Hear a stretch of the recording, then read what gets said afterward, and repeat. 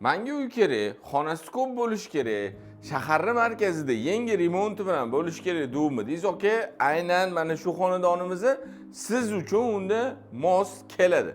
Markaz 1, T1 dan shunda ko'rishimiz. Sodiq Azimov ko'chasi. Shunda yo'lning yuzida turgan 9 qavatli domni 6-qavatida 4 xonali xonadon, 100 kvadrat, ko'rayotganlaringizdek klassik remontda, yangi remontdan bitgan. Kiravurishdan boshlab video obzorini qilib beraman. Asosiy xonadonimizga kiravurish eshigimizda domofon hammasi o'rnatilgan. Bu yerda kirganimizda o'ng qo'limizda o'zini vstroyniy mebellari qo'yilgan va shunday kirishimiz bilan o'ng qo'limizda bo'lsa, bizani mana shunaqa katta zalimizni kutib oladi. Bu domimiz o'zi fransuzskiy planirovka deyiladi. Ya'ni zo'r taraflardan bittasi yonimizda shunday yaponskiy posolstvo. Mana bu Sodiq Azimov ko'chasi bilasizlar, hozir chiroyli aleya bo'lyapti. 24 soat ishlaydigan aleyalardan bittasi bo'lyapti. Xo'p, bu xonamiz bizning zalimiz bo'ldi. Keyingi xonamizga o'tamiz. Shunda xonadonimizga kirib keldik. Chap qo'limizda bu yerda bolalar uchun mo'ljallangan yotoqxonamiz, ikkinchi xonamiz, birinchi yotoqxonamiz.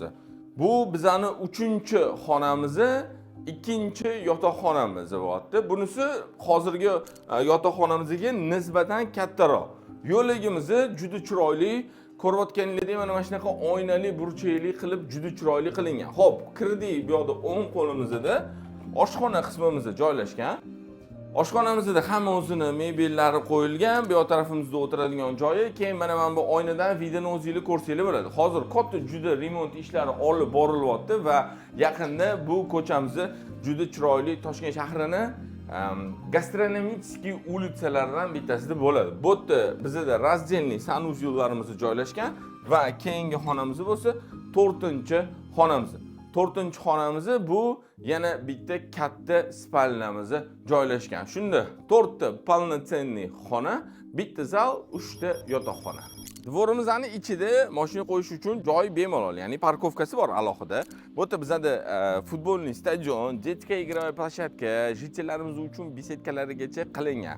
Xullas, 4 xonali xonadon shaharning markazida. Narxiga keladigan bo'lsak, $145,000 so'ralyapti. Ozgina o'tib beradigan joyi bor. Joyi egalarining telefon raqamlari videoning описаниесida.